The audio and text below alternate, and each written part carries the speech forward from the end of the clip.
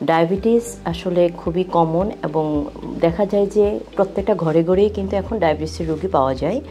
তো ডায়াবেটিসটা কিভাবে সহজ এবং সঠিকভাবে নিয়ন্ত্রণ করতে পারবেন সেটাই আমি আজকে আলোচনা করব।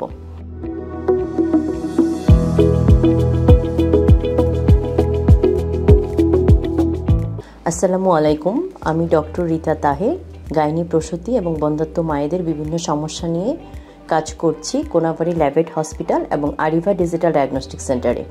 আজকে আমি আপনাদের সাথে আলোচনা করব খুবই কমন একটা বিষয়, যেটা হচ্ছে ডায়াবেটিস নিয়ে।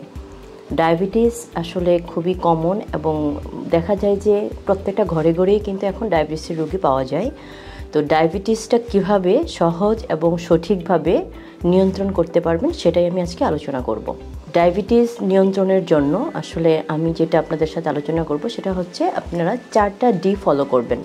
4টা ডি, যেমন ফার্স্ট ওয়ান ডি যেটা, সেটাতে হচ্ছে ডায়েট। ডায়াবেটিস রোগীদের ডায়াবেটিস নিয়ন্ত্রণের জন্য খাদ্যাভ্যাসটা খুবই ইম্পর্টেন্ট একটা ব্যাপার। সেখানে অবশ্যই আপনাকে সুষম এবং হেলদি খাবার খেতে হবে, এমন খাবারগুলো চয়েস করতে হবে যেই খাবারগুলো খেলে ডায়াবেটিসটা নিয়ন্ত্রণে থাকবে। আর 2 নম্বর হচ্ছে ডিসিপ্লিন। ডিসিপ্লিনটা খুবই ইম্পর্টেন্ট, কারণ হচ্ছে আপনি যদি টাইমলি ঘুমাতে যাবেন এবং টাইমলি ঘুম থেকে উঠবেন। আরেকটা যেটা খুবই ইম্পর্টেন্ট সেটা হচ্ছে আপনাকে প্রতিদিন হচ্ছে ব্যায়াম করতে হবে। আমরা বলে থাকি যে সপ্তাহে অন্তত 5 দিন আপনাকে হাঁটতে হবে 30 মিনিট করে। যারা ব্যস্ত থাকেন, যে অফিস নিয়ে ব্যস্ত বা কাজকর্ম নিয়ে ব্যস্ত থাকেন, তারা যদি প্রতিদিন ব্যায়াম করতে না পারেন, তাদের জন্য দেখা যায় যে সপ্তাহে একদিন পরপরও যদি আপনারা ব্যায়ামটা করেন, সেটাও কিন্তু আপনাদের জন্য বেটার হয়। সেক্ষেত্রে একটা ক্যালকুলেশন আমি আপনাদেরকে বলতে পারছি, সেটা হচ্ছে যে আপনারা যদি 5 দিন আধা ঘন্টা করে হচ্ছে হাঁটেন, তার মানে হচ্ছে 3 5 15 150 মিনিট।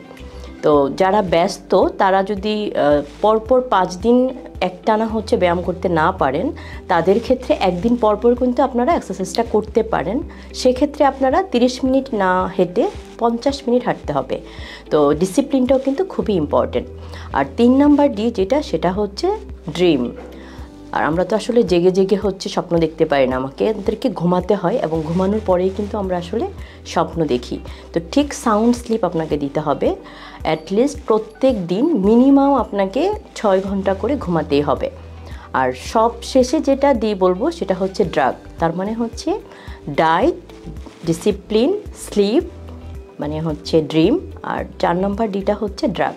তো দেখেন এখানে আপনারা একটু খেয়াল করে যে সবার শেষে কিন্তু আসলে ড্রাগটা আসতেছে।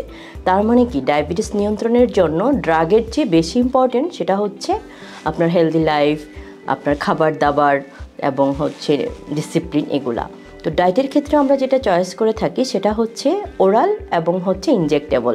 এবং পেশেন্টের কোনো অসুবিধা আছে কিনা, তার কিডনিতে কোনো প্রবলেম আছে কিনা, তার হার্টে কোনো প্রবলেম আছে কিনা, ব্রেইনে কোনো প্রবলেম আছে কিনা, এগুলা দেখে তার জন্য আমরা হচ্ছে ড্রাগ এবং ইনজেক্টেবল চয়েস করি। এবং সেই সাথে পেশেন্টের আর্থিক অবস্থাটা আমাদেরকে দেখতে হয় যে তাকে আমরা ইনজেক্টেবল দিব নাকি হচ্ছে ওরাল দেব। তো সব শেষে একটাই কথা, এই 4টা ডি যদি আপনারা মেনে চলেন, তাহলে কিন্তু ডায়াবেটিস আসলেই নিয়ন্ত্রণ করা সম্ভব। আতঙ্ক হওয়ার কিছুই নেই।